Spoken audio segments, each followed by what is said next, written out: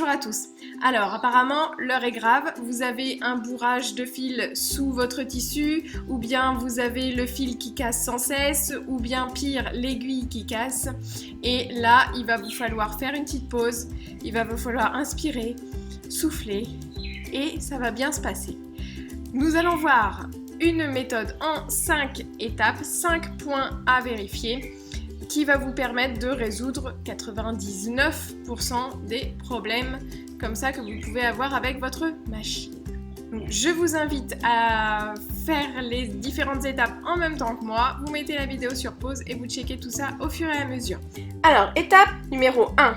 On va regarder si notre triplette, tissu, fil et aiguille est adapté. Donc le tissu, c'est celui de votre projet. Bon, je vais pas vous le faire changer. Mais le fil, ça, il est important que ce soit un fil adapté et il n'y a pas besoin de tergiverser 3 heures. Moi, je prends du fil tout textile, ça fait qu'en fait, j'ai toujours le même fil pour tous les projets. Il y a juste la couleur qui change. Donc, quand on va en mercerie, il y a marqué tout textile, c'est du fil 100% polyester de Gutermann. C'est aussi la marque qu'on trouve partout. Donc, voilà, on se prend pas trop la tête si on prend toujours ce fil là en fait. Voilà, et pour l'aiguille par contre ça il va falloir changer en fonction du projet. C'est important de connaître un petit peu les différents types d'aiguilles. Donc il y a de 60-70 jusqu'à 100-110. Donc pour 60-70 ça va être des aiguilles très fines pour les tissus très fins. Et les aiguilles 90-110 ça va être les aiguilles pour les tissus épais, par exemple les jeans. Les aiguilles jeans conviendront très bien.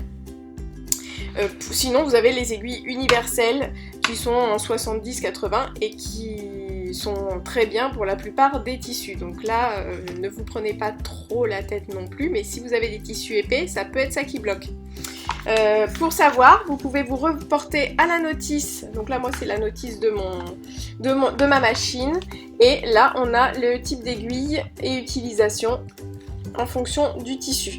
Il y a même aussi les fils, et on voit bien d'ailleurs que le fil synthétique, donc comme le mien 100% polyester, ça marche pour quasiment tout. Voilà, donc ne pas hésiter à se reporter à sa notice. Une fois qu'on est sûr qu'on a cette triplette OK, on va regarder l'enfilage. Alors pourquoi l'enfilage en étape 2? Parce que dans 90% des cas, on va résoudre à ce moment-là notre problème de blocage ou de bouclette en dessous du tissu.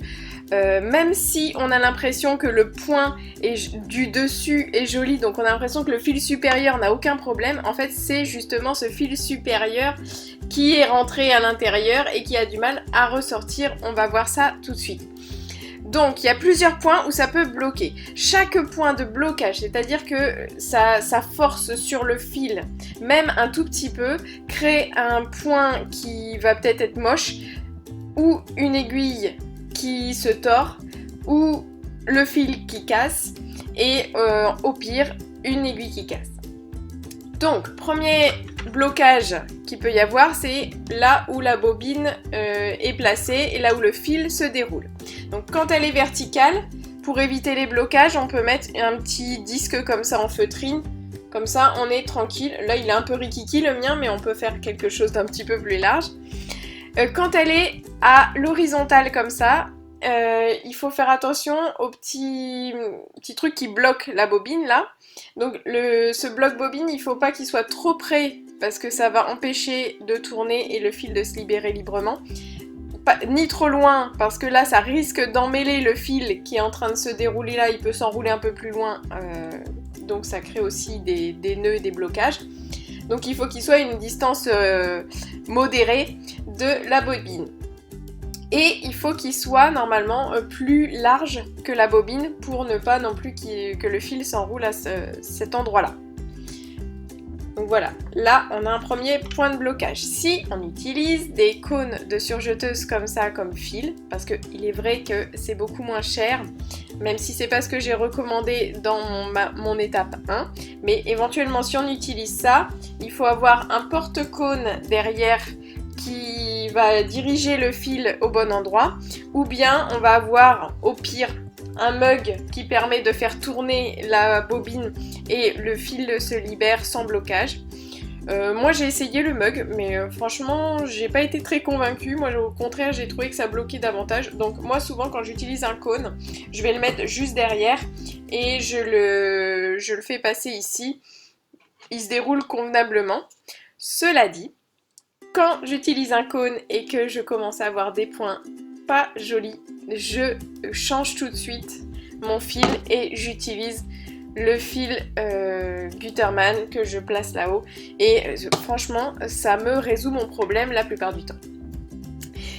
Voilà, donc là le fil va passer ici, ici il y a les disques de tension, donc moi ils sont cachés et c'est justement là où il peut y avoir quelque chose qui se bloque et que je ne vois pas, mais des fois là on a une petite roue et on voit en fait, on voit les disques. Et il se peut que le fil passe, au lieu de passer entre les disques, il passe à côté des disques. Effectivement, là, on peut avoir aussi un blocage, donc à surveiller. Ensuite, on a ce levier-là qui permet de soulever le fil. Une fois que le fil est rentré avec l'aiguille dans le tissu, ce levier-là va permettre de soulever le fil et de le tendre en dessous. Donc là, on tient notre coupable quand il y a une grosse boucle sous votre tissu. Regardez bien si votre fil est passé dans ce crochet-là, parce que si votre crochet ne remonte pas le fil, c'est là qu'on a un gros problème, parce qu'on a des grosses boucles en dessous qui créent un blocage, qui bloque le moteur, et c'est la catastrophe. Donc, bien passer dans ce levier qui relève le fil. Et puis la dernière chose, c'est ce petit crochet ici, juste au-dessus de l'aiguille. C'est un guide fil et c'est pareil, quand on l'oublie, ça peut ne pas nous empêcher de coudre, mais des fois les points sont moches, on ne comprend pas pourquoi. C'est ce levier-là. Ne pas hésiter à refaire l'enfilage, même si vous avez l'impression que à vue d'œil il est nickel. Donc dès que ça bloque, ça casse, tout ça, refaites bien l'enfilage et remettez en question ce que vous faites, parce que peut-être c'est quelque chose que vous faites tout le temps, vous avez de la chance que ça marchait jusque maintenant et puis en fait là ça ne marche plus. Par exemple ce système de fil là qui est bloqué, le déroulement du fil est bloqué par exemple. Étape 3, on va regarder la canette. La canette, est-ce que elle est bien enroulée? Elle doit être enroulée de manière régulière. Ça, si vous n'êtes pas au courant, normalement ça devrait être marqué plusieurs fois. Moi c'est marqué plusieurs fois dans ma notice. Attention, si la canette est enroulée un petit peu de manière hasardeuse, ça peut être dangereux en fait, parce que ça fait des fils qui peuvent traîner, qui sont pas bien tendus, qui peuvent traîner. Et en fait une machine c'est quand même assez millimétré, donc s'il y a des fils qui dépassent, etc., là on va pouvoir endommager le système. Donc la canette doit être bien enroulée. Elle doit être, ça doit être le modèle qui est fourni avec la machine, ou bien vérifiez bien si vous en achetez des canettes supplémentaires que c'est tout à fait compatible avec votre machine. Et troisième point pour la canette, il faut qu'elle soit insérée dans le bon sens. Et là pour le savoir, vous avez souvent un petit schéma qui vous montre dans quel sens le fil doit se dérouler. Sinon, toujours pareil, on se reporte à la notice. Voilà les 3 choses à savoir sur la canette. L'étape 4, ça va être le nettoyage. Donc si on a refait tout le haut et qu'on a bien vu que notre canette est bien installée, etc., et ça bloque toujours, peut-être quelque chose bloque qu'on ne voit pas, qui est sous les plaques. Dans ce cas-là, on va démonter les plaques et on va aller nettoyer vraiment consciencieusement l'intérieur de la machine. Pour ça, il y a un petit pinceau qui est prévu avec la machine, mais franchement, moi je le trouve pas très efficace, donc moi souvent je prends l'aspirateur en faisant bien attention d'avoir mis de côté mes vis et toutes les petites choses qui peuvent s'en aller. Voilà, je passe un petit coup d'aspirateur et c'est propre. Démonstration du démontage dans le cas d'un gros bourrage là à l'intérieur. J'ai eu l'erreur E6, donc le moteur bloqué. Donc j'ai éteint ma machine, je l'ai mise hors tension et je vais pouvoir dévisser les vis. Donc là j'ai 2 vis sur la plaque en métal. Pour y voir plus clair, je vais aussi dévisser le support du pied presseur, comme ça après je pourrai enlever les plaques. Voilà, donc c'est ce que je fais là.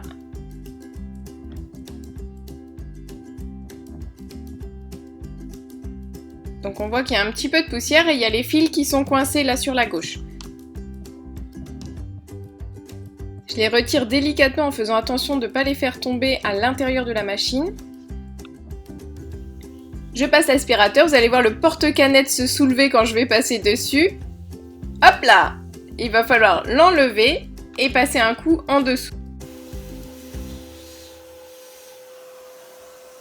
Je remets ensuite bien ce porte-canette dans son emplacement, il faut qu'il puisse tourner un petit peu comme ça. Voilà, et ensuite je vais remettre les plaques, donc celle-ci en poussant vers l'avant. Et l'autre plaque en clipsant d'abord à droite et en remettant voilà, les autres crochets. Donc il faut regarder votre modèle, comment il se met. Et on revisse. Voilà, alors, à ce stade-là, j'espère que vous avez trouvé la solution. Si vous ne l'avez toujours pas trouvée, on passe à l'étape 5. L'étape 5, ça va être déjà de prendre la série d'erreurs qui est à la fin de votre manuel et de passer en revue les solutions qu'il propose pour voir si on n'a rien oublié.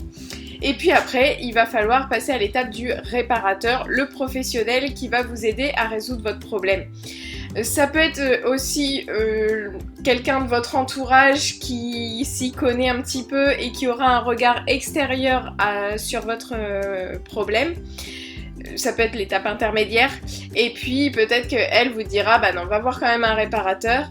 Et là le réparateur, lui, je pense à des problèmes par exemple où il faut vraiment ouvrir la machine et aller faire des réglages à l'intérieur.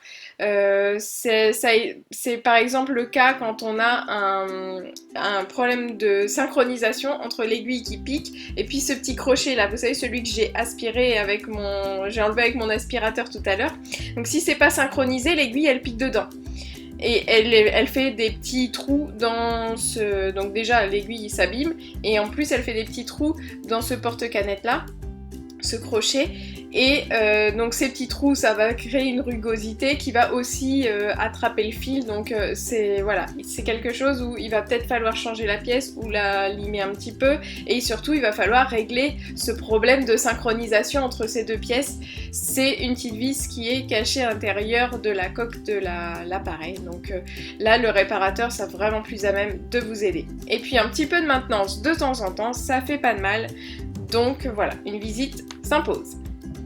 Voilà, j'espère de tout cœur que tous ces conseils vous ont aidé. Si c'est le cas, mettez un petit pouce vers le haut, écrivez un commentaire, abonnez-vous si vous voulez recevoir d'autres tutos et on se retrouve bientôt sur la chaîne. N'oubliez pas de cliquer sur les petites notifications, là les petites cloches qui vous permettent de recevoir les notifications quand une nouvelle vidéo sort. À bientôt!